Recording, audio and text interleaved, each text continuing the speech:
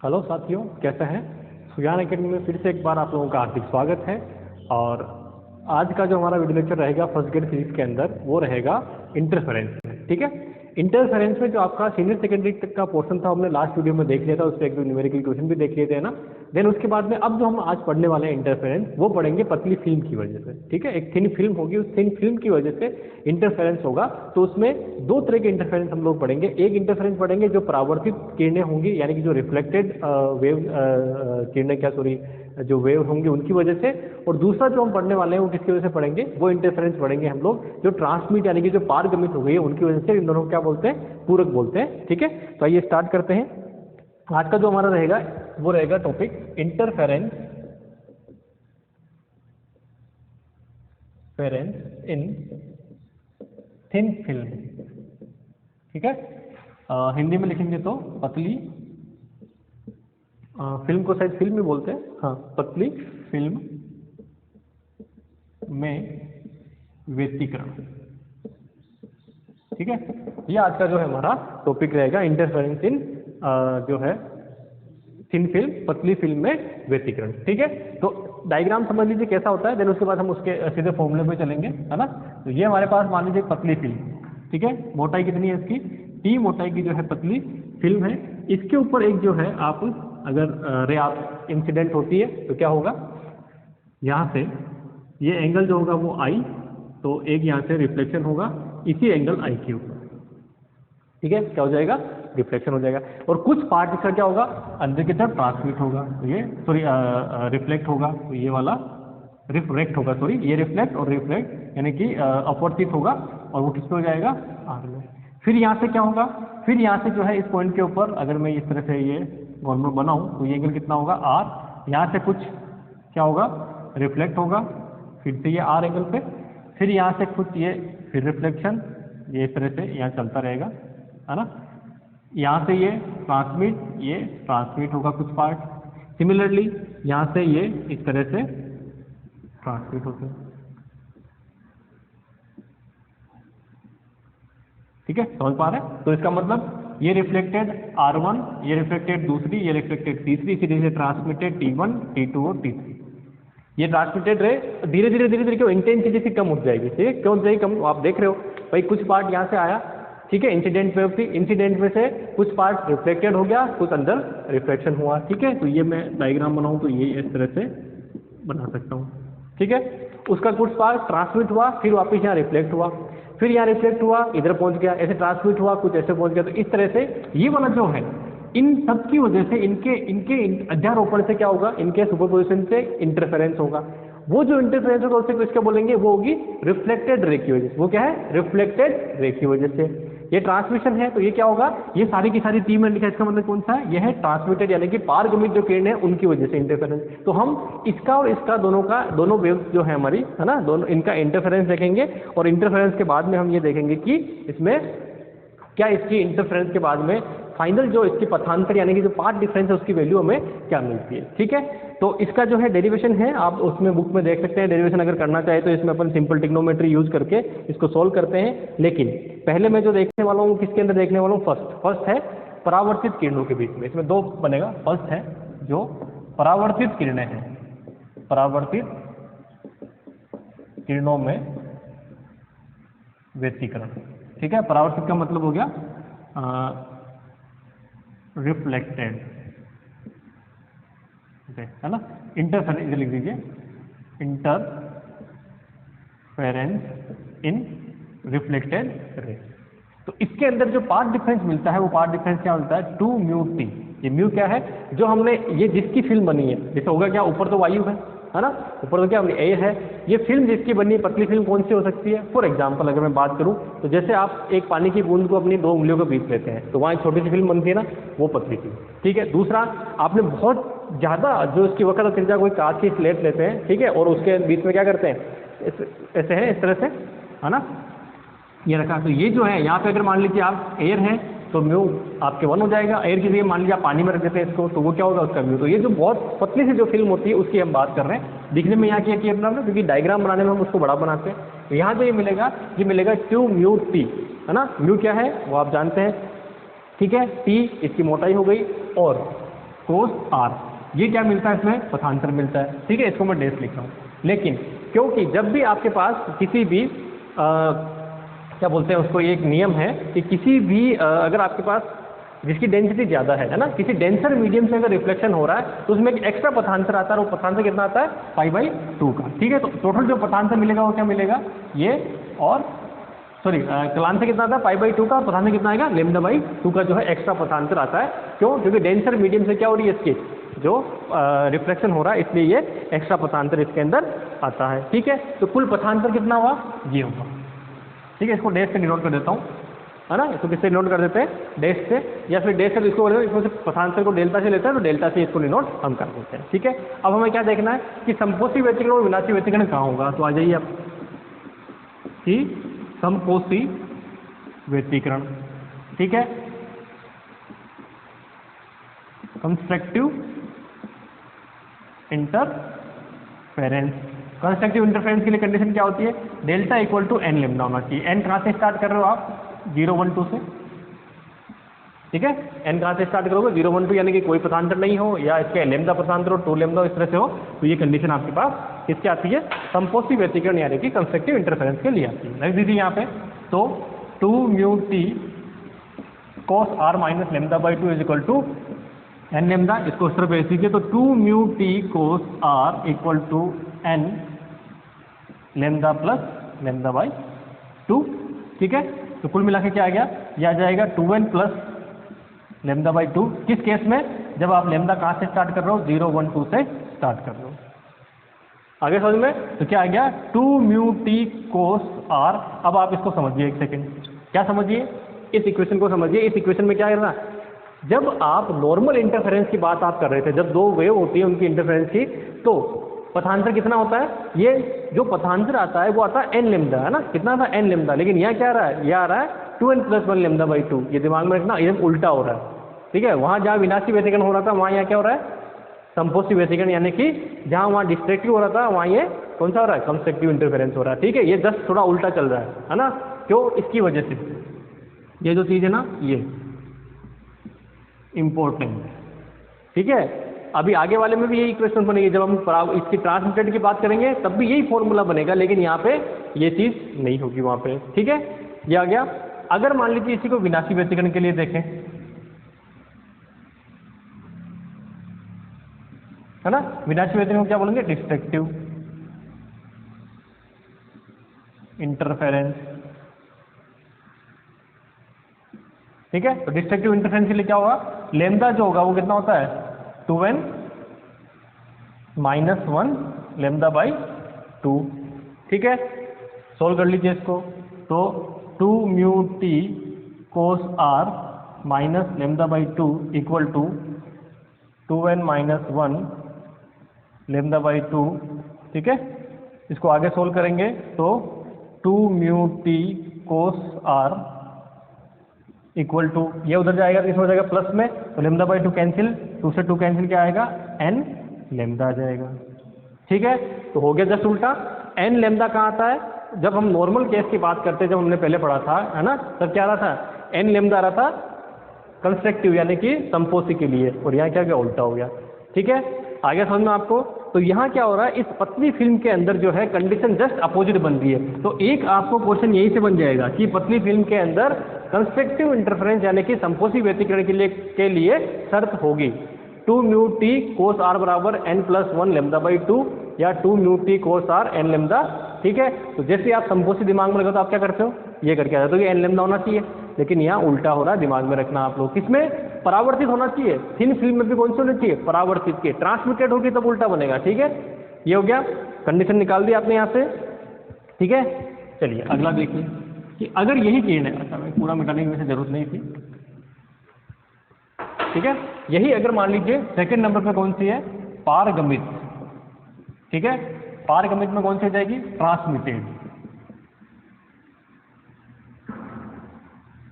ठीक है।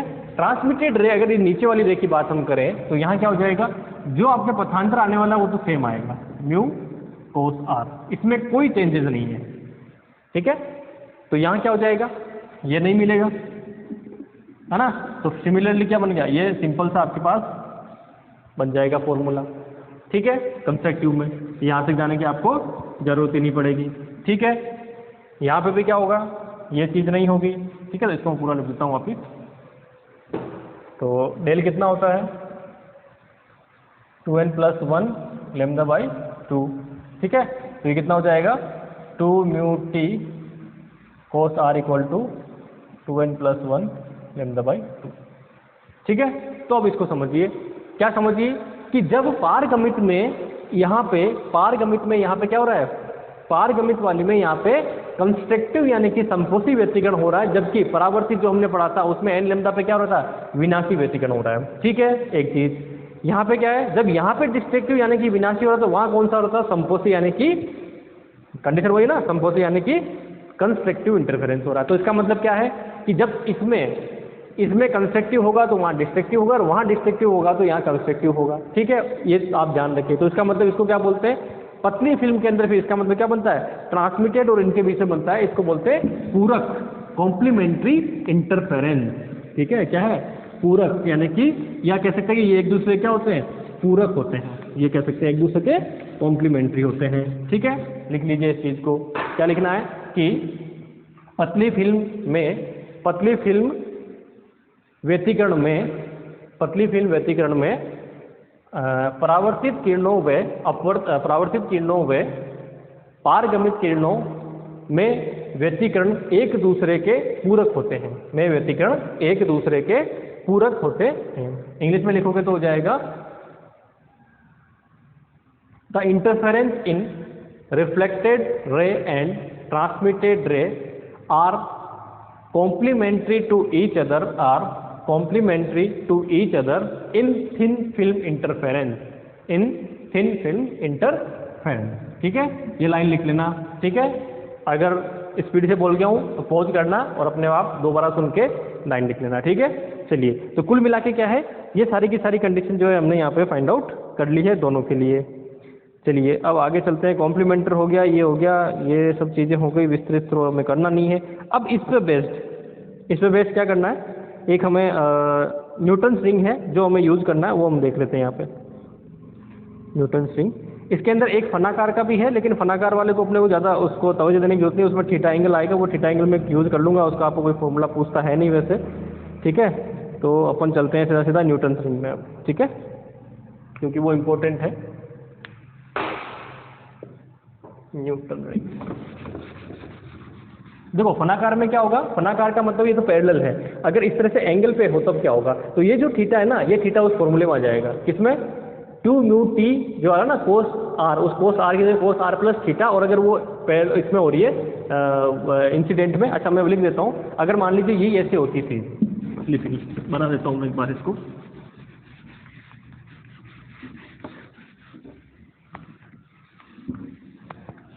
ठीक है। फनाकार यानी कि वेज उसको बोलते हैं इंग्लिश में, है ना, फनाकार यानी कि वेज शेप फिल्म, इसी में लिख लीजिए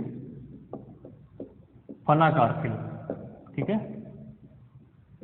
वेज शेप फिल्म, ठीक है। तो फनाकार में क्या है, इस तरह से, ठीक है। तो अब क्या होगा, यहाँ से जो रे आएगी इस तरह से ये हो जाएगी, ये अंदर ट्रांसमिट होगी, फिर ऐसे चलेगी, ठीक है, इस तरह से आगे चलती रहेगी। तो इस वाले केस के अंदर क्या होगा, ठीक है। तो ऑलरेडी थीटा एंगल है, वहाँ पैरेलल था, है ना, तो ये जो इसमें डेल बनता है, वो डेल क्या बनता है, 2μt cos theta plus are बन जाता है, क्या बन जाता है, थीटा प्लस आर बन जाता है। और अगर इंसिडेंट पैरेलल हो, मतलब कि ये जो एंगल है कितना हो, ये 0 डिग्री हो, अगर मान लीजिए परपेंडिकुलर इंसिडेंट हो इसके, यानी कि ये क्या यहाँ से आ जाएगी, तो इसका मतलब I0, तो आर भी कितना होगा, 0 हो जाएगा। उस केस के अंदर जो है आपके पास अगर आर 0 हो तो ये डेल जो बनेगा ना, वो बन जाएगा 2μt cos थीटा, और यही अपन इसको आगे यूज करते हैं, ठीक है। इसी वाले को हम क्या करते हैं, आगे फॉर्मूले को यूज करेंगे न्यूटन रिंग के अंदर, क्योंकि न्यूटन रिंग जो है इसी पे बेस्ड है, ठीक है। चलिए, तो ये चीज़ हो ही गई, इसमें अपन क्या फाइंड आउट कर सकते हैं, संपोषी व्यतिकरण के लिए चलो हो जाएगा, मैं वो लिखवा देता हूँ, है ना। आप इस फॉर्मूले को दिमाग में रखिए कि वहाँ पे जो है क्या आ जाता है, थीटा आ जाता है यहाँ पे, और कुछ नहीं, है ना, फनाकार के अंदर। बस बाकी चीज़ें वही चलेगी जो पिछले वाले में थी, क्योंकि आपको कोई पूछने वाला है नहीं यहाँ पे, पूछेंगे, वो पूछेंगे न्यूटन रिंग पे अगर क्वेश्चन आता है तो उसी पे आएगा, तो उसी पे हम लोग चलते हैं न्यूटन रिंग पे। वहाँ मैं सारी चीज़ें जो फॉर्मूले आपको क्लियर करवा दूंगा, है ना। चलिए, तो अगला जो टॉपिक है हमारा वो है न्यूटन रिंग का।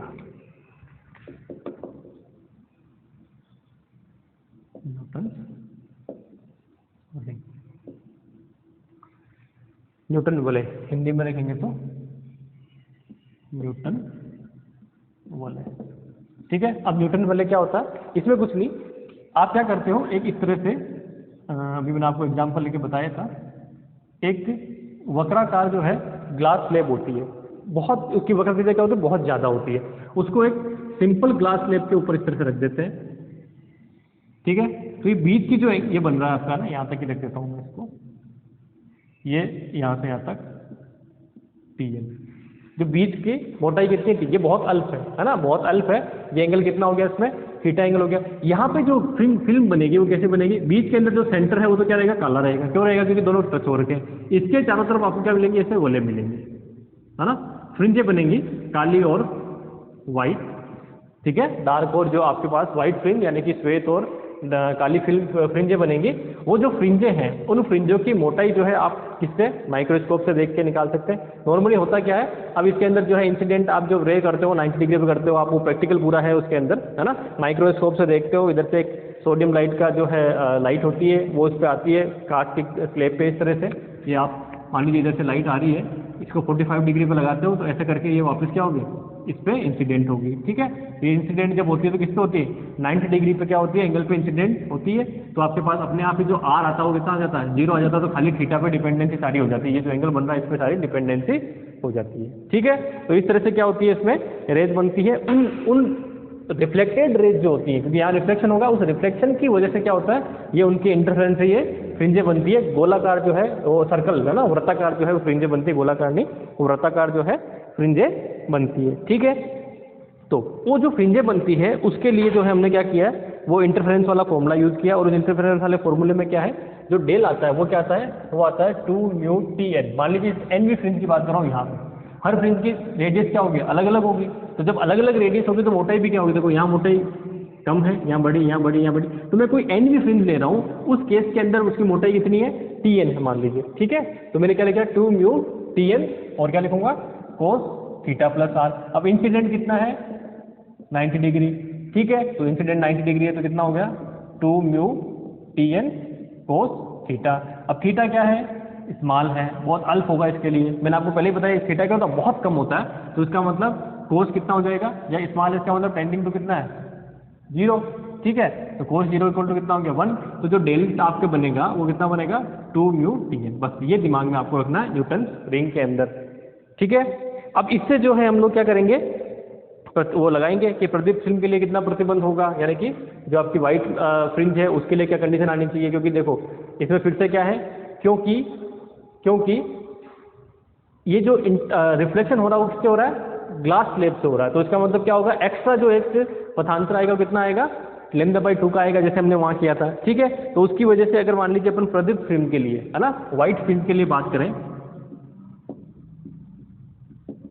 व्हाइट फ्रिंज के लिए कंडीशन क्या होगी, व्हाइट फ्रिंज के लिए कंडीशन ये होगी कि del equal to 2μTn minus λ/2 is equal to n λ, ठीक है। फाइनल जो इक्वेशन यहाँ से बनने वाली है वो इक्वेशन क्या बन जाएगी, मैं इसको डायरेक्टली लिख देता हूँ, प्लस माइनस कुछ भी हो सकता है ना, डिपेंड करता है। तो फाइनल इक्वेशन क्या बनेगी, 2μTn is equal to 2n minus 1, क्योंकि हम 2n माइनस 1 λ/2 लेते हैं अगर n 1 से स्टार्ट करते हैं। ये दिमाग में रखना।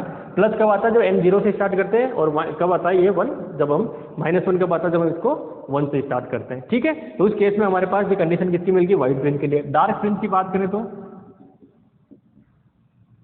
डार्क फ्रिंज के लिए क्या हो जाएगा, लैम्डा वो हो जाएगा 2μTn, ठीक है।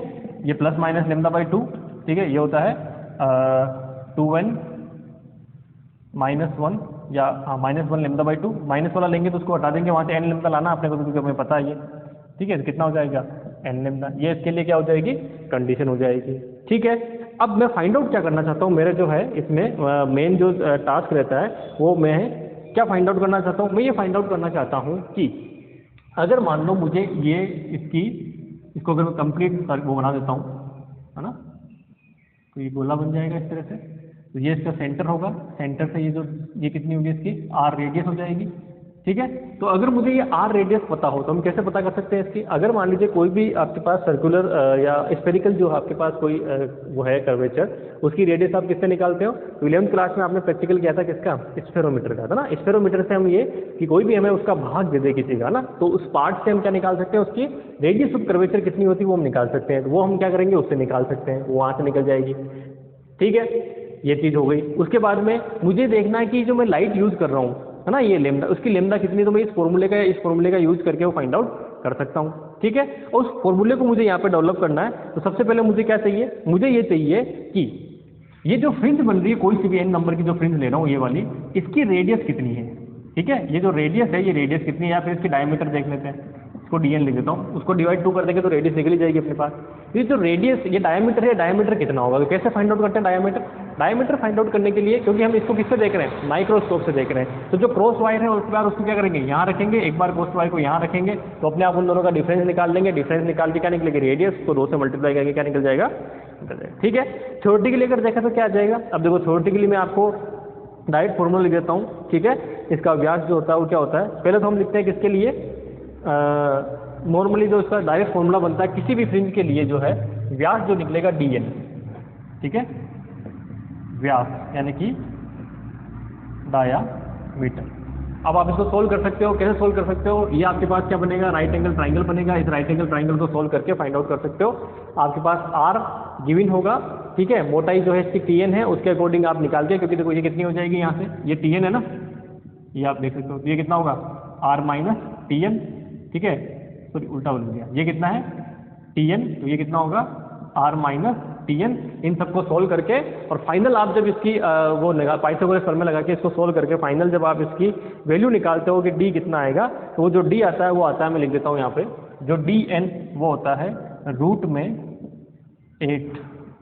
रूट में 8, ये r और इसके साथ t आएगा, तो एक बार कंफर्म कर लेते हैं, हाँ tn है ना, tn।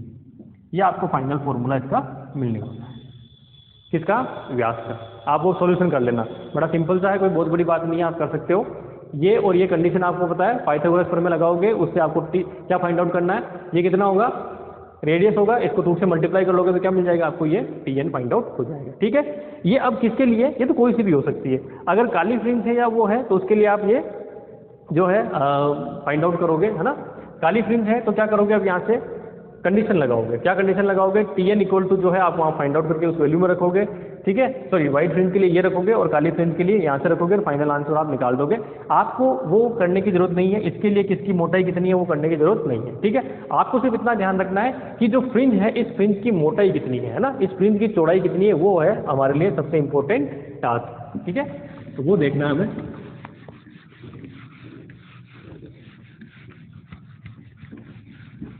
मैं बहुत शॉर्टकट में चल रहा हूँ, सिर्फ इसलिए चल रहा हूँ क्योंकि ये जो है आपके बीएससी की थ्योरेटिकल क्लास नहीं है ना, ये हमारे पास फर्स्ट ग्रेड के लिए हम लोग तैयारी कर रहे हैं। तो थ्योरेटिकल क्लास को मैं उसको डेरिवेशन, अगर मैं न्यूटन रिंग का डेरिवेशन कराना चाहूँ तो मुझे कम से कम 3 वीडियो चाहिए न्यूटन रिंग के पूरे कंप्लीट डेरिवेशन के लिए, ठीक है।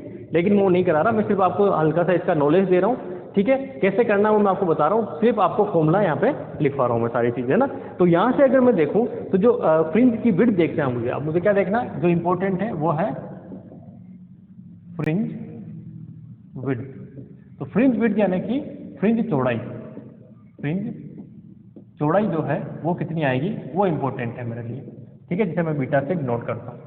तो जो फ्रिंज चौड़ाई इसकी फाइनल आपको मिलने वाली है वो मैं लिख देता हूँ इसके अंदर, क्योंकि उसका भी वैसे तो मुझे ज़्यादा यूज़ नहीं करना है, लेकिन फिर भी क्योंकि फ्रिंज चौड़ाई हमें वहाँ पे गिवन होगी उस फॉर्मूले के अकॉर्डिंग, ठीक है। वैसे इसकी भी मुझे ज़रूरत नहीं है फ्रिंज चौड़ाई की भी, ठीक है, इसको भी भूल जाओ क्योंकि वो आपको क्वेश्चन में दी हुई होगी, इसको भी भूल जाओ। न्यूमेरिकल जो क्वेश्चन आएगा मैं उस पर चलता हूँ डायरेक्टली, है ना, कि जब ये सारी चीज़ें आप इसमें कर लेते हैं तो फाइनली आपको ये पूछा जाता है इसके अंदर कि जो हम लाइट यूज़ कर रहे हैं उसकी तरंग दैर्ध्य कितनी होगी, ठीक है। इसमें क्या पूछा जाएगा, जो लेमदा होगा वो कितना होगा वो आपको डायरेक्टली पूछा जाएगा। तो लेमदा का फॉर्मूला आपको याद रखना, वो होता है dn+p का whole square minus dn square divided by 4μp, 4μp, है ना। ये वाला इसका जो है फाइनल फॉर्मूला होता है, वो म्यू है क्या, म्यू नहीं सॉरी आर, ठीक है। ये आपके पास इसका फॉर्मूला फाइनल जो फॉर्मूला है वो ये आपके पास रहने वाला है। ठीक है, यहाँ तक कोई समस्या? ठीक है, कब किस केस में है ये दिमाग में रखना, किस केस में है? जब आप एयर में फिल्म बना रहे हो जहाँ पे म्यू इक्वल टू कितना है 1 है, उस केस की हम बात यहाँ कर रहे हैं। ठीक है, तो लेमदा इक्वल टू क्या है D N plus P square. अब इसका मतलब समझ लें डी एन प्लस पी, ये कन्फ्यूजन यही होता है सबसे बड़ी कन्फ्यूजन क्या है, जैसे मान लीजिए मैंने यहाँ पे ये फिल्म ली, ये कौन सी फिल्म है मान लीजिए फर्स्ट और सेकंड, ये कौन सी है दूसरी फिल्म है। फिर आगे वाली कौन सी फिल्म ली मैंने, ये वाली, ये कौन सी है चौथी फिल्म है। तो इसका मतलब क्या हुआ, इसका मतलब ये हुआ कि मेरा डी एन प्लस ये कितना हुआ पी, ये तो 4 हुआ चौथी फ्रिंज, मतलब चौथी भी फ्रिंज के लिए, और डी एन कितना हुआ, ये है दूसरी फ्रिंज है ना, ये कौन सी है दूसरी फ्रिंज है। तो पी कितना हो गया, पी कितना हो गया 2, 4 माइनस 2 करेंगे तो 2। आपको नॉर्मली क्वेश्चन में ये कहा जाएगा कि आपको कहेंगे कि पांचवी फ्रिंज की है ना, पांचवी फ्रिंज की त्रिज्या, अगर मान लो त्रिज्या का है तो इसका मतलब क्या है उसको 2 से गुणा करना, ये क्या है ये लिख लीजिए यहाँ पे डी एन प्लस पी का मतलब है एन प्लस पी वी फ्रिंज का व्यास। ठीक है, diameter of N plus P pth fringe. ठीक है, डी एन का मतलब क्या है एन वी फ्रिंज का व्यास, डायमीटर ऑफ एन फ्रिंज। ठीक है, पी क्या है, पी है N plus P minus N, यानी कि कौन सी फ्रिंज पर जाने वो चीज हो गई। आर क्या है, आर है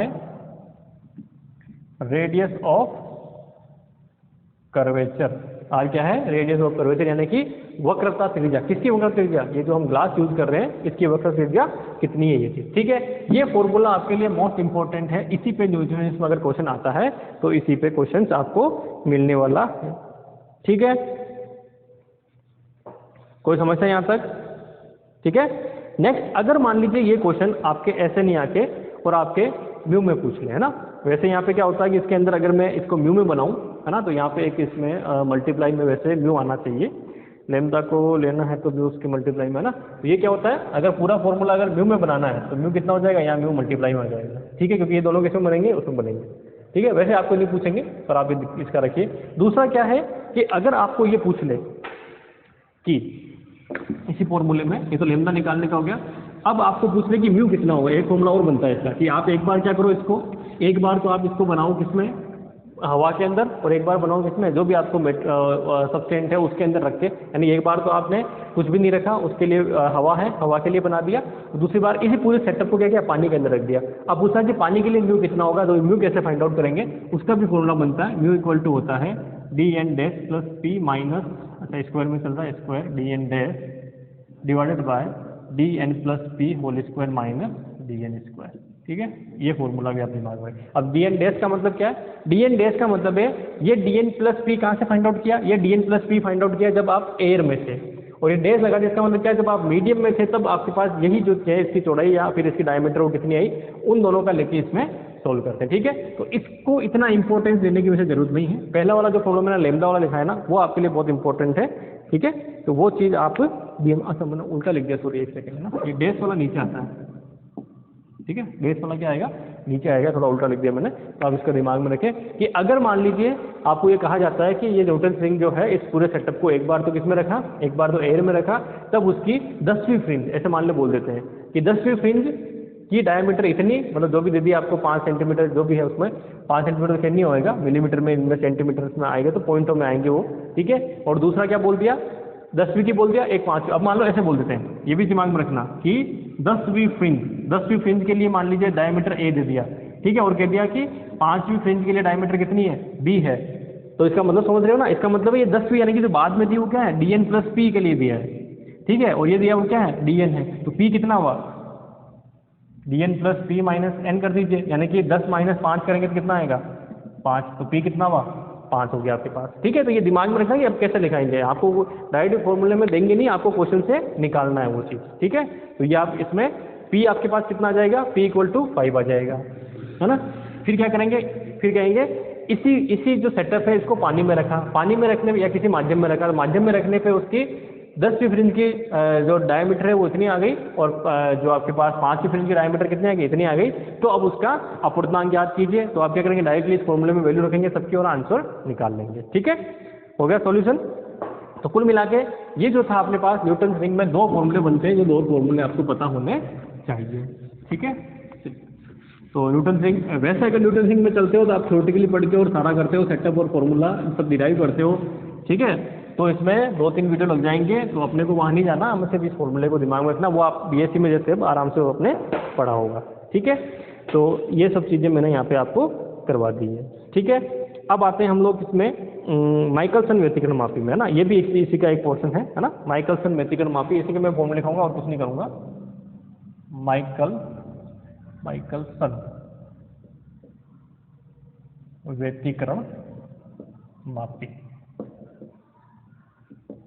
माइकलसन व्यतिकरण मापी, ये क्या होता है, बस बड़ा सिंपल सी है। इसके अंदर भी, इसके अंदर क्या करते हैं हम लोग, एक हमारे पास सोर्स होता है, उसके आगे हम लेंस लगा के पैरेलली वेव को भेजते हैं, फिर उसको क्या करते हैं, एक मिरर से जो है रिफ्लेक्टेड कराते हैं। ठीक है, 2 मिरर होते हैं, एक साइड इधर और एक इधर। वो जो रिफ्लेक्टेड होकर वापस वेव आती है, उनके अंदर जो है पथांतर उत्पन्न हो जाएगा। उस पथांतर उत्पन्न होने के बाद उसको सूक्ष्मदर्शी से हम देख के और ये देखते हैं कि कितनी फ्रिंजें उसमें बन रही है।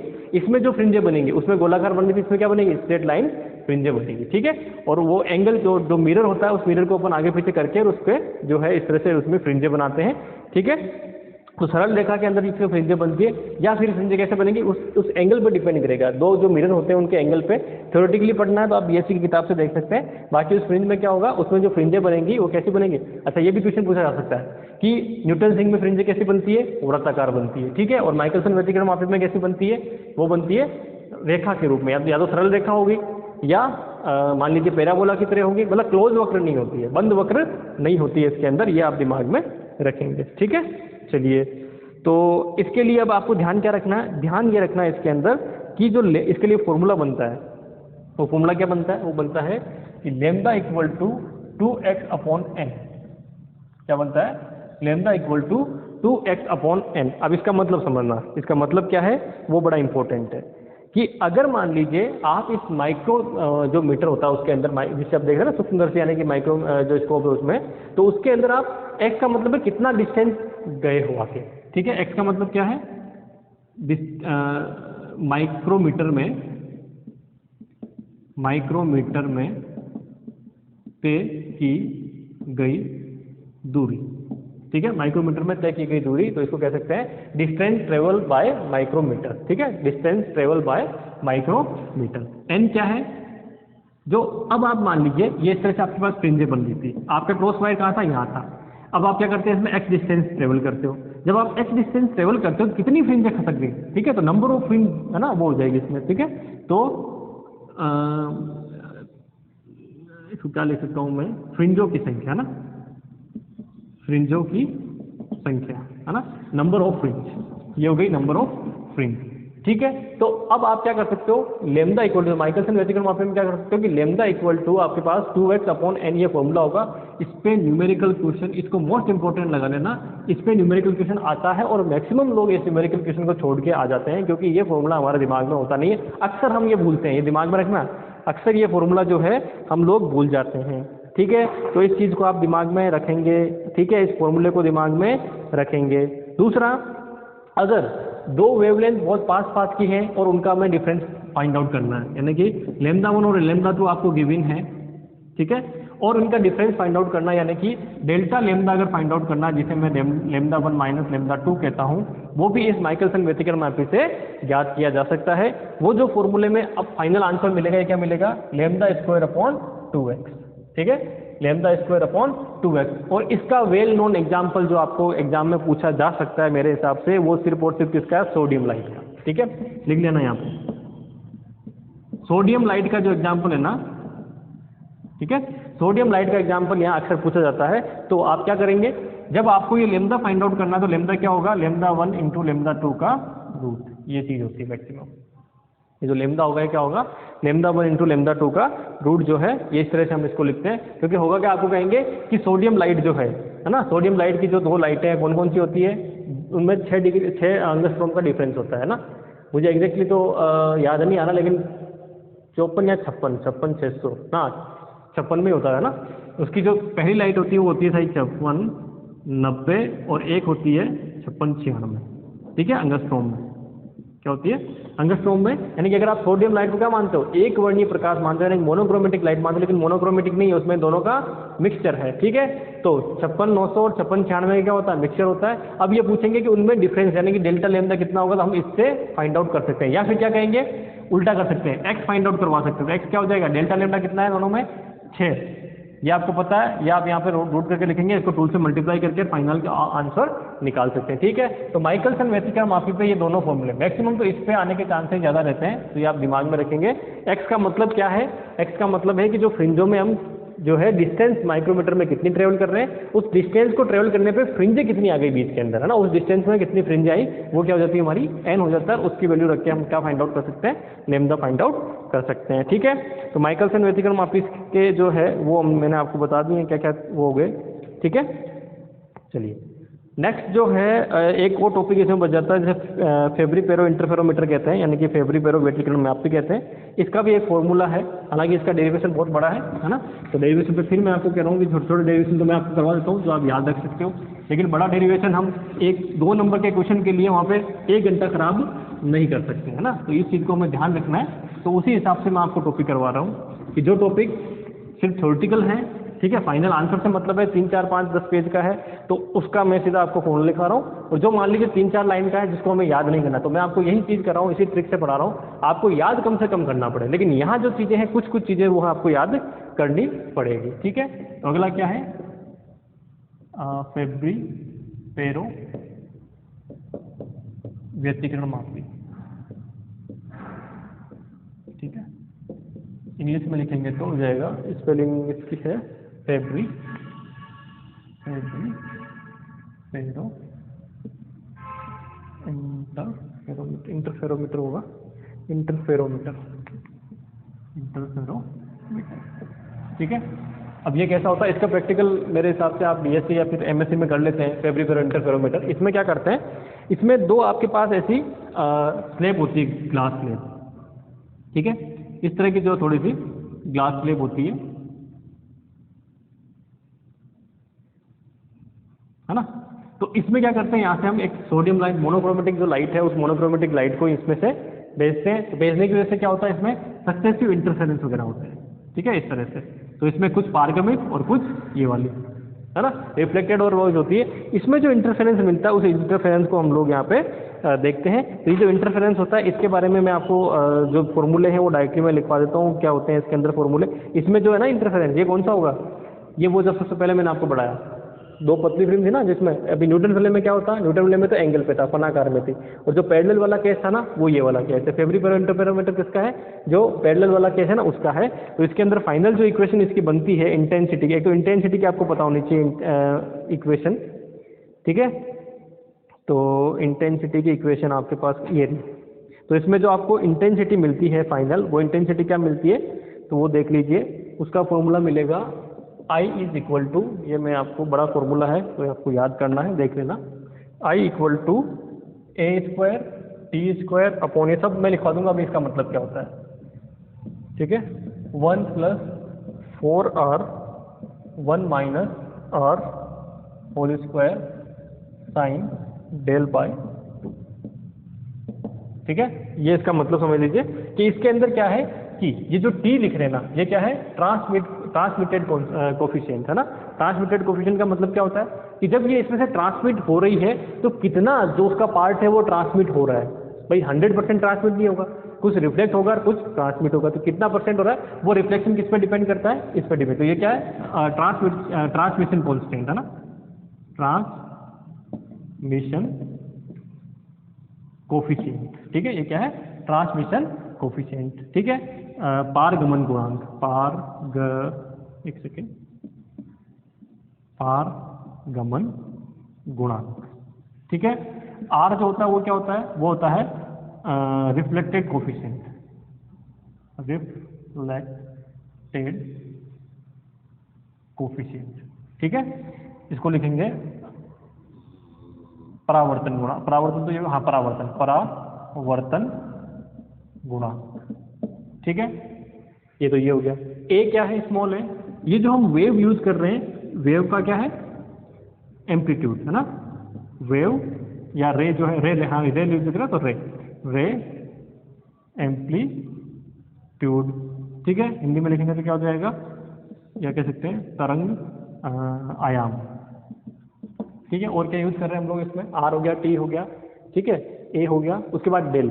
डेल का मतलब क्या है, डेल का मतलब है कि इनिशियल जो इसमें फेज कह सकते हैं उसको, डिफरेंस जो है वो कितना आ रहा है ना, ऐसे हाँ फेज डिफरेंस है ना।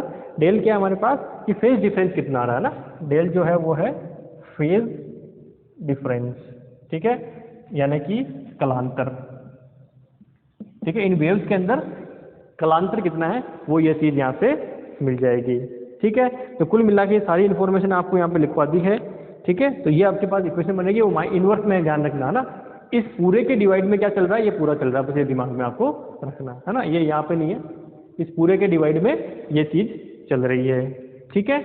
चलो, तो कुल मिला के ये तो हो गया, इसका इंटेंसिटी जो है वो कितनी आएगी। अब अगर मान लीजिए प्रदीप फ्रिंज बनती है तब क्या होता है, वो कंडीशन लिख लेते हैं, है ना। एक चीज मैं यहाँ पे और लिखवा देता हूँ आपको,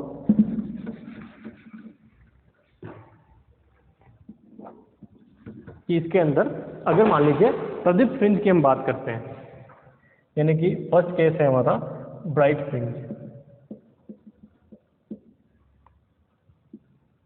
ठीक है। तो ब्राइट फ्रिंज यानी कि प्रदीप्त फ्रिंज, ठीक है। तो प्रदीप्त फ्रिंज बनेगी तो इसमें कंडीशन आएगी कि साइन डेल बाई 2 स्क्वायर है क्या, उसमें एक सेकंड कंफर्म कर लेते हैं, ये स्क्वायर भी है ना, यहाँ स्क्वायर लगा लेना है ना।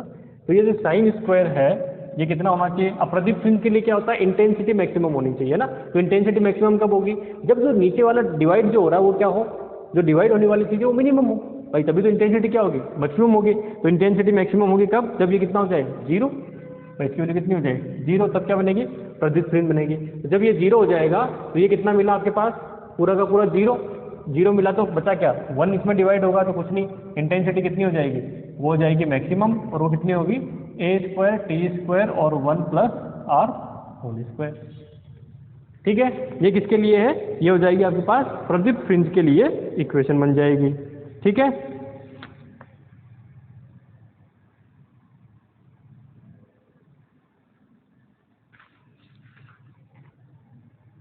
डेल इक्वल टू जीरो कर दिया, डेल इक्वल टू जीरो करते ही आपके पास क्या बन जाएगा, ये पूरा इक्वेशन जीरो हो गई। तो तीव्रता आपको जो मिलेगी वो ये मिल जाएगी, ठीक है। एक ये है ना, इसमें माइनस प्लस की मिस्टेक हो रखी है क्या किताब में,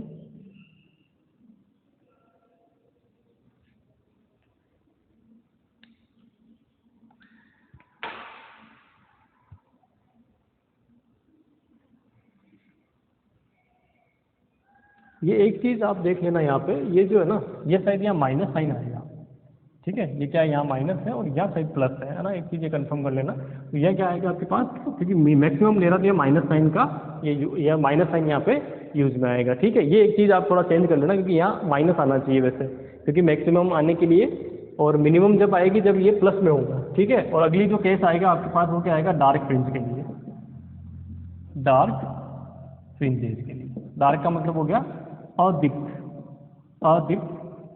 फ्रिंज। तो अदीप्त फ्रिंज में क्या हो जाएगा, ये आई आपको मिनिमम, सॉरी ये जो है साइन स्क्वायर डेल बाई 2 है, ये कितना आना चाहिए, 1 के इक्वल। जैसे ही ये 1 के इक्वल आएगा तो ये इक्वेशन आपके अब सोल्व होगी, और सोल्व होने के बाद फाइनल जो आपको मिलेगी वो मिनिमम कितना मिलेगा, वो मिलेगा A square T square 1 plus R square whole square में, ठीक है। ये आपको जो है इक्वेशन मिलने वाली है यहाँ पे, ठीक है। तो प्रदीप्त और अदीप्त फ्रिंजों के लिए जो कंडीशन है वो आपके पास ये कंडीशन हो जाएगी, ठीक है। चलिए, तो कुल मिला के जो है, अब अगर मान लीजिए कॉन्ट्रास्ट वगैरह है ये सब चीज़ें, तो इतना आपको इसमें जाने की आगे जरूरत नहीं है ना। बस आपको ये फाइनल ये दिमाग में रखना है कि जो अपन इसका सॉल्यूशन किस तरह से करेंगे, तो ये आपके पास मिनिमम और मैक्सिमम जो है उसका आंसर आपको मिलेगा यहाँ पे, ठीक है। और वैसे टी क्या होता है ये भी देख लीजिए कि T plus R equal to 1 कितना होता है, T plus R equal to कितना होता है 1, तो टी इक्वल टू कितना हुआ 1 माइनस आर। तो इसको मैं सोल्व कर सकता हूँ आगे, क्या लिख सकता हूँ कि I minimum is equal to A square, T के क्या लिख देता हूँ 1 माइनस आर का whole square divided by 1 plus R का होल स्क्वायर, ठीक है। इसको ऐसे भी लिख सकते हैं हम लोग, ठीक है। तो बुक्स में हो सकता है इस तरह का फॉर्म बना रखी हो, तो इस तरह की फॉर्म भी आप इसमें ध्यान रख सकते हैं, ठीक है। तो कुल मिला के थ्योरेटिकली जो मुझे फॉर्मूले लिखवाने थे वो मैंने लिखवा दिए 40 मिनट के अंदर। अब आपको मैं 2 4 5 क्वेश्चन जरूर करवाऊंगा। माइकलसन इंटरफेरोमीटर और जो आपके पास न्यूटन रिंग है उस पर मैं क्वेश्चन करवाऊंगा, क्योंकि वहाँ से आपको न्यूमेरिकल क्वेश्चन मिलेंगे। यहाँ से आपको डायरेक्टली ये फॉर्मूले से ज़्यादा कुछ मुझे लगता नहीं मिल सकता है। इंटेंसिटी वाला फॉर्मूला डायरेक्टली पूछा जा सकता है, मैक्सिमम कितनी होगी, मिनिमम कितनी होगी, वो सारी चीज़ें, ठीक है। तो अभी जो है स्टार्ट करेंगे हम लोग जो है हमारा न्यूमेरिकल वाला क्वेश्चन, ठीक है।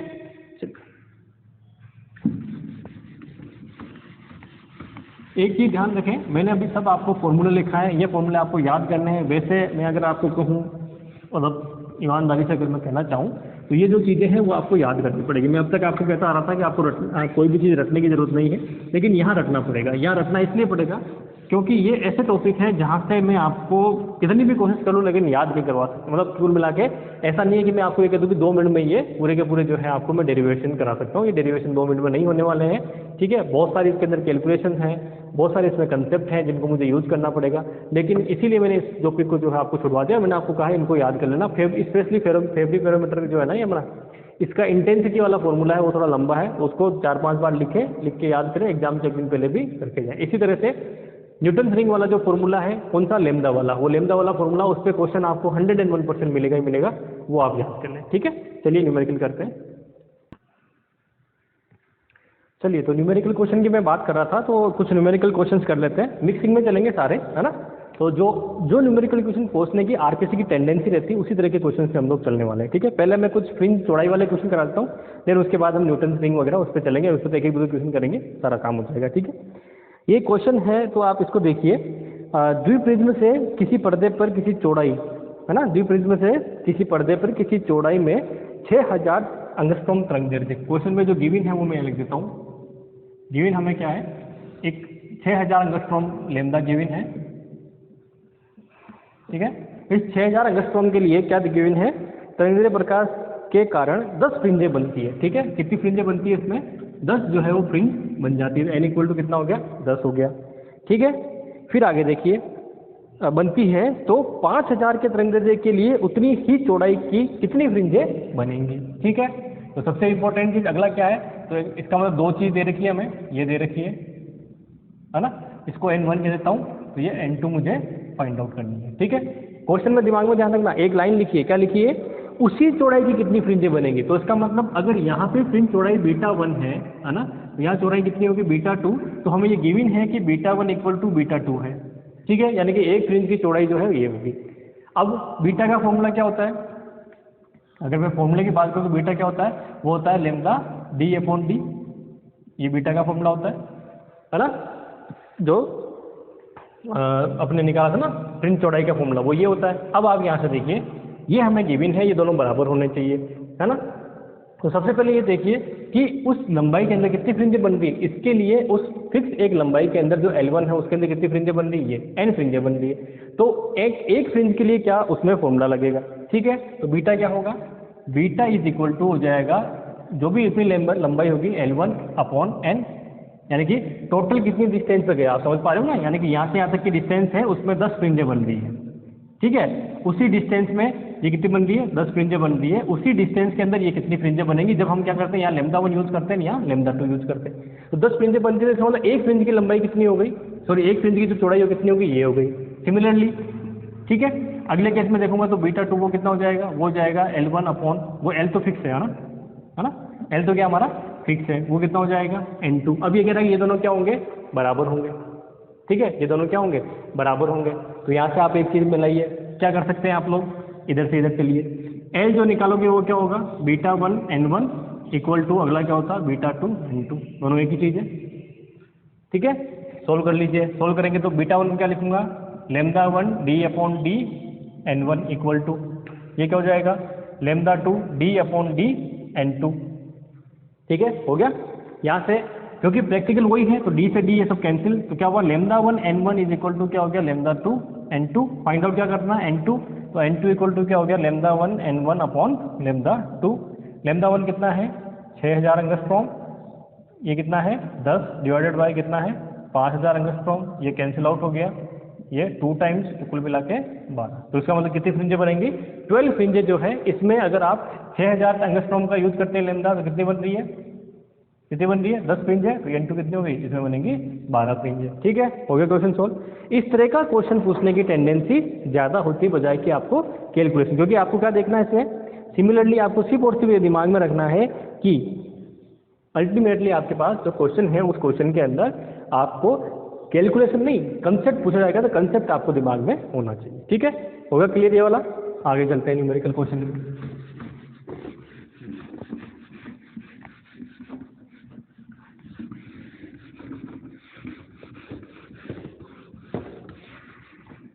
नेक्स्ट जो क्वेश्चन है वो भी इसी तरह का एक क्वेश्चन और है।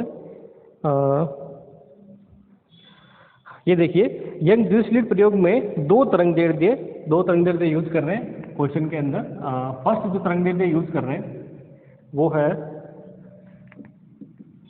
6500 एंगस्ट्रॉम। ठीक है, तरंगदैर्ध्य मतलब वेवलेंथ। और दूसरी जो यूज कर रहे हैं वो कितनी है?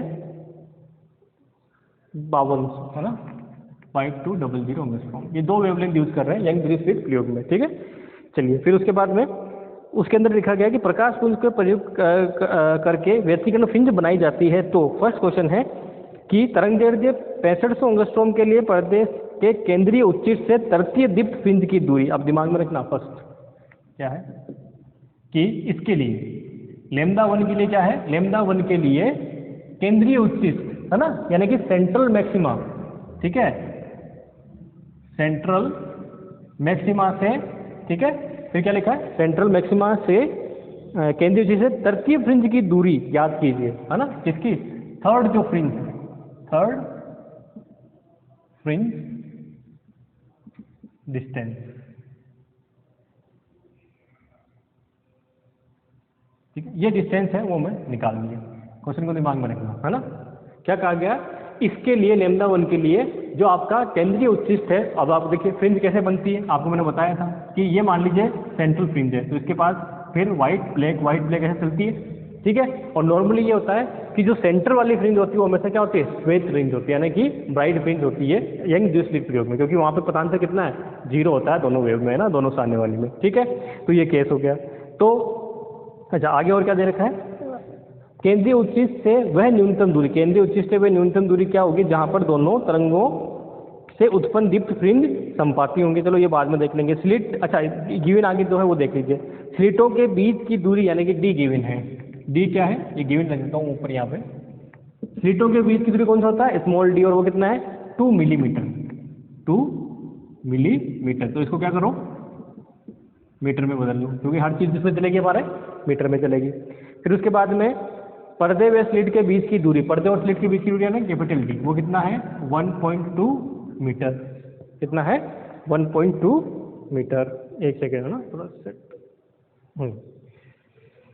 चलिए, तो ये हो गया अब फर्स्ट क्वेश्चन के अंदर। तो इसका मतलब क्या है? इसका मतलब अगर आप देखते हैं तो मान लीजिए ये केंद्रीय फ्रिंज है, तो फर्स्ट, सेकंड और थर्ड फ्रिंज ये होगी, है ना, फर्स्ट, सेकंड और थर्ड फ्रिंज होगी। तो ये थर्ड फ्रिंज होगी, तो कुल मिला के डिस्टेंस कितनी ट्रेवल करेगा, है ना भाई? दूरी पूछे ना, तो डिस्टेंस कितनी ट्रेवल करेगा।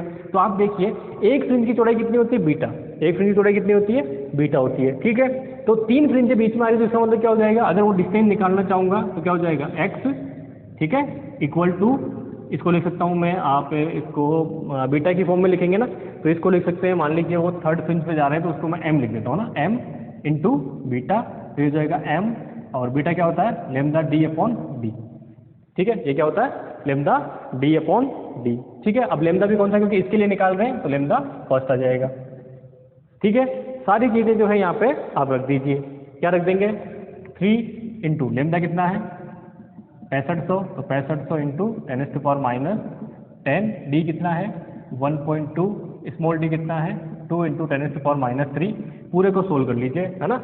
सोल्व करेंगे तो देखिए यहाँ से पहले से इसको कैंसिल आउट कर दीजिए, तो कितना हो जाएगा? 0.6 आ जाएगा। ये 3 जीरो से आप यहाँ 3 जीरो करेंगे तो कितना आ जाएगा? -7। और इसको सोल्व करेंगे तो पूरा सोल्व करने के बाद मैं डायरेक्टली लिख देता हूँ एक्स कितना आ रहा आपके, उस पर नहीं जा रहा मैं सॉल्यूशन में। यह आएगा 1.1 मिलीमीटर। 1.17 मिलीमीटर जो है इसका आंसर आपको मिल जाना है। ठीक है, अब इसका सेकंड क्वेश्चन, है ना। सेकंड क्वेश्चन समझना, सेकंड क्वेश्चन। अब मान लीजिए इसके लिए पूछता तो ये वेवलेंथ चेंज कर देते, बाकी क्या रहता, सेम ही चीज रहती है ना। समझ में आ गया ना। तीसरी फ्रिंज बोला, इसका मतलब m इक्वल टू 3, यानी कि 3 जो है वो बीटा उसके अंदर आ जाएंगे यूज में। चलिए अगला जो है वो क्वेश्चन इसी का पार्ट है दूसरा। केंद्रीय उच्चिष्ट से वह न्यूनतम दूरी क्या है जहां पर दोनों तरंगों से उत्पन्न दीप्त फ्रिंजें संपाती होगी। अब एक चीज ये समझिए, अभी मैंने जैसे इससे पहले वाला क्वेश्चन किया ना, ये अभी जो ये वाला क्वेश्चन है ना, इसके चांसेस कम है, लेकिन सेकंड वाले क्वेश्चन के चांसेस ज्यादा है आने के, है ना। ऐसा क्वेश्चन आपको बहुत ज्यादा पूछा जाता है। और वो क्वेश्चन क्या है, तो ये तो हटा दीजिए। ये हम कह रहे हैं कि एक बार तो आपने लाइट कौन सी यूज करी है, सेकंड वाला क्वेश्चन है, एक बार लाइट ये यूज करी है, एक बार ये यूज करी है, ठीक है। तो फ्रिंजें बनेंगी। अब फ्रिंजें बनेंगी तो फ्रिंजे की मोटाई किस पर डिपेंड कर रही है, क्योंकि बीटा के ये होती है प्रोपोर्शनल। तो इसका मतलब जिसकी लैम्डा ज्यादा होगी उसकी क्या होगी, चौड़ाई भी ज़्यादा होगी, उसकी कम होगी।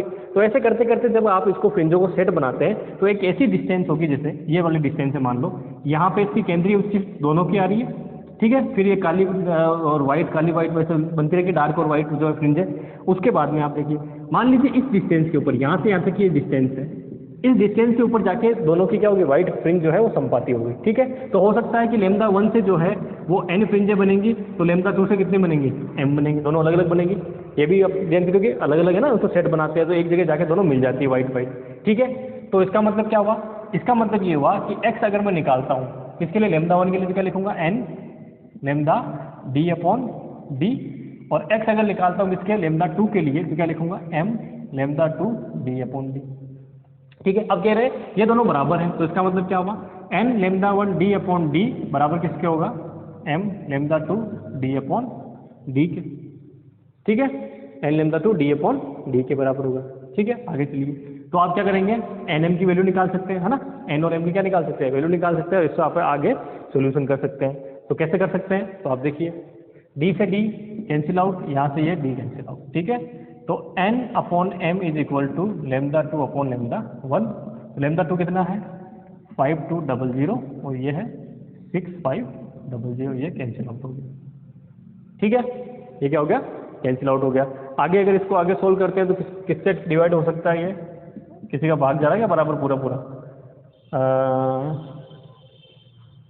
ये जाएगा आपके करीब करीब 13 का, है ना, 13 का इसमें जाएगा 4 टाइम, 26 26 गुना 52, और ये जाएगा 5 टाइम।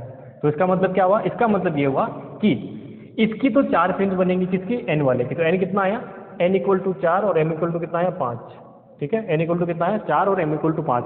इस फॉर्मूले में क्या हो रहा है कि जहाँ पे भी n आ रहा है, ठीक है, वहाँ इस वाले से सोल्व करो, तो x निकालना, x निकालना, तो अगर पहली वाली यूज करते हो तो कितना होगा, 4, तो कितना हुआ, 4 इंटू 6500 इंटू 10⁻⁻10 इंटू d कितना है, 1.2 metre divided by small d कितना है, 2 इंटू 10⁻³ इस पूरे को सोल्व कर लीजिए, ठीक है। पूरे को सोल्व करके फाइनल आंसर निकाल दीजिए, तो जो आपके पास x मिलेगा वो मिलेगा 1.56 मिलीमीटर, ठीक है। तो कंडीशन क्या ध्यान रखनी है, ये जो चीज़ है ना ये बड़ी इंपॉर्टेंट है, हाँ, ये चीज़ बड़ी इंपॉर्टेंट है, तो इसको आपको दिमाग में रखना है। सॉल्यूशन करो तो इस तरह की आपको वैल्यू मिलेगी, तो इस तरह की वैल्यू मिलेगी तो आपको पता होना चाहिए कि इसका मतलब क्या है कि 6500 वाली तो उसमें 4 फ्रिंजें बनेगी, लेकिन 5200 वाली वो कितनी बन जाएगी, 5 फ्रिंजें उसमें बन जाएगी, जब एक दूसरे पे क्या होगी, वो संपाती यानी कि कॉन्साइड करेगी। संपाती का मतलब क्या है, इंग्लिश में देखें तो कॉन्साइड करेगी, ठीक है। तो ये 2 क्वेश्चन जो है मुझे बताने बहुत जरूरी थे, क्योंकि ये इंपॉर्टेंट है आपके उस एग्जाम के अकॉर्डिंग, और इसके अलावा मुझे लगता नहीं कि कोई ज़्यादा ऐसी वाली बात है जो आपको बतानी चाहिए, ठीक है। ये क्वेश्चंस हो ही जाएंगे। न्यूटन रिंग का जो है वो मैं आपको क्वेश्चन करवा देता हूँ एक, न्यूटन रिंग वाले में, ठीक है। ये वाला क्वेश्चन देखिए, ये कह रहा है कि न्यूटन वलय में ये क्वेश्चन देख लीजिए ना, क्योंकि इसका न्यूमेरिकल आपको पूछा जा सकता है।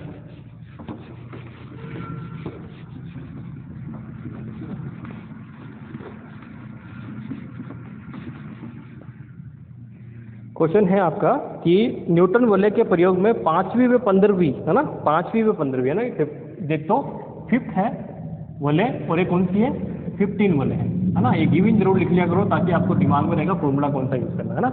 5th और ये वलय है, इनका व्यास जो है, तो इसका मतलब क्या हुआ, d5, है ना। जो n लिख रहा था, n से क्या अपने पास ये है, तो समझ पा रहे हो ना, ये क्या है n, और ये क्या था एन प्लस पी, जो मैं वहाँ फॉर्मूले में यूज कर रहा था, ठीक है।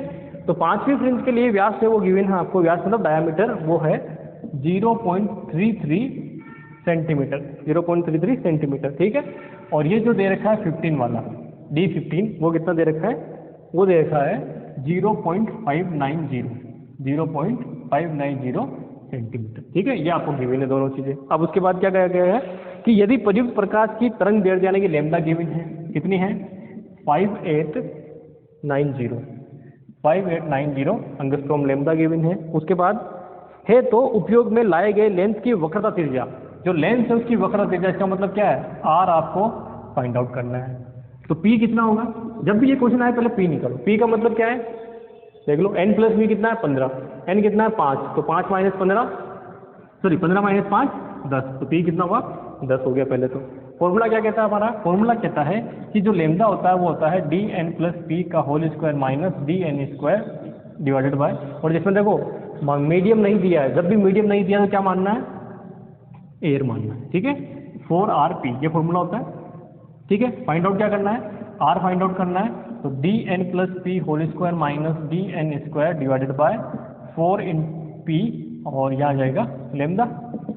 सारी वैल्यू रख दीजिए, वैल्यू रखेंगे तो 0.590 इंटू 10⁻⁻2 सेंटीमीटर है ना, तो ये दिमाग में रखना 2 square minus 0.336 into 10⁻⁻2 square divided by 4 into 10 into 589 into 10⁻⁻10। इस पूरे को सॉल्व कर लेना, ठीक है। मैं फाइनल आपके आंसर लिखवा देता हूँ। फाइनल जो आंसर आएगा इसका आएगा 1 मीटर, यहाँ पर सारे कैंसिल आउट हो जाएगा। क्या आएगा 1 मीटर जो है आपके इसका फाइनल आंसर आपको मिलने वाला है, ठीक है। ये बड़ा सिंपल सा। इसी तरह से आप एक ले लीजिए, बस ये सिंपल चीज़ें आपको दिमाग में रखनी है। ऐसा ही क्वेश्चन आपको दिया जाएगा। समझना क्या है कि हम लोग जो है इसका फॉर्मूला जो है वो याद रखने में असक्षम होते हैं। क्यों? क्योंकि हमारी आदत नहीं है इस तरह की चीज़ें याद रखने की, है ना। हमें कौन सा फॉर्मूला याद रखते हैं, हमें मैकेनिक्स के, इलेक्ट्रॉनिक्स के और इलेक्ट्रोमैग्नेटिक थ्योरी उसके फॉर्मूले तो याद रहते हैं, क्योंकि हम उससे रोज ना रोज कहीं ना कहीं एनकाउंटर करते रहते हैं। ऑप्टिक्स वाले से बहुत कम हमारा एनकाउंटर होता है, ठीक है। चलिए अगला क्वेश्चन है कि माइकलसन व्यतिकरण मापी के प्रयोग, है ना। माइकलसन का आ गया, तो माइकलसन में आपको दिमाग में क्या रखना है, लैम्बडा बराबर 2x/n, है ना। तो ये है माइकलसन व्यतिकरण मापी में प्रयोग में यदि दर्पण को, ठीक है, दर्पण को कितना मिलीमीटर खिसका रहे हैं, ये x दिया है। दर्पण को खिसकाना का मतलब ये है ना, 0.0059 मीटर है, सही मिलीमीटर है ना, मिलीमीटर, ठीक है। ये लीजिए मिलीमीटर, ठीक है, की दूरी से खसकाया जाता है तो केंद्र से 20 फ्रिंजें लुप्त हो जाती है। तो n इक्वल टू कितना है 20, यानी क्या हुआ सेंटर में था, जब ये सेंटर है मान लीजिए, यहाँ से फ्रिंजें बन रही है, सेंटर में था। इस मिरर को खसकाया कितना ये वाला x खसकाया, तो कितनी फ्रिंजें चली गई, जो 20 फ्रिंजें थी वो इधर चली गई, गायब हो गई यहाँ से, ये यहाँ पहुँच गया क्रॉस वायर, ठीक है। आगे समझ में, तो x डिस्टेंस खिसकाने पे फ्रिंजें कितनी गई, 20 फ्रिंजें जो है वो चली गई। उसके बाद आगे देखिए, लुप्त हो जाती है तो प्रयोग में लिए गए प्रकाश की तरंग दैर्ध्य ज्ञात कीजिए। तो फॉर्मूला क्या होता है, लैम्बडा इक्वल टू 2x, है ना, लैम्बडा इक्वल टू 2x/n। तो 2x, x कितना है 0.0059 मिलीमीटर, तो इसका मतलब -3 डिवाइडेड बाय 20 से कैंसिल आउट करो, बचा कितना 10, है ना। 10 ऊपर जाएगा तो कितना हो जाएगा 10⁻⁻1, तो इसको लिख सकता हूँ 59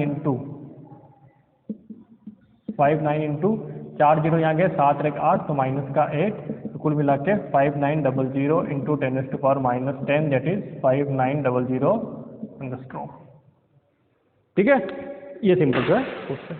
इसके साथ ही जो है मैं अभी इसको यहीं समाप्त करता हूँ, क्योंकि सारे न्यूमेरिकल जिस टाइप के मैंने जो आपको क्वेश्चन कराए वो सारे करा दिए। इतने सिंपल क्वेश्चन आने वाले हैं, सिर्फ और सिर्फ आपको गिवन जो है उसको लिखो तो आपको पता चलेगा फॉर्मूला कौन सा यूज करना है, फॉर्मूला में वैल्यू पुट करनी है, आंसर निकालना है। अब फॉर्मूले याद करने आपके हाथ में है। माइकलसन व्यतिकरण मापी का क्वेश्चन और न्यूटन रिंग से 101% न्यूमेरिकल क्वेश्चन आएगा ही आएगा, ठीक है। तो आज के लिए इतना ही काफ़ी है। कल अभी हमारा जो है आज तक हमारा व्यतिकरण का जो पोर्शन है वो मैंने कंप्लीट करा दिया। इंटरफेरेंस से रिलेटेड कुछ भी चीज़ें बाकी नहीं बची है। हम जो कल पढ़ेंगे वो पढ़ेंगे विवर्तन, फ्रेनेल विवर्तन, देन फ्रॉनहोफर विवर्तन, ठीक है। फ्रेनेल इंपॉर्टेंट है न्यूमेरिकल पोर्शन की वजह से, फ्रॉनहोफर है थ्योरेटिकल क्वेश्चन, ठीक है। चलिए, थैंक यू वेरी मच।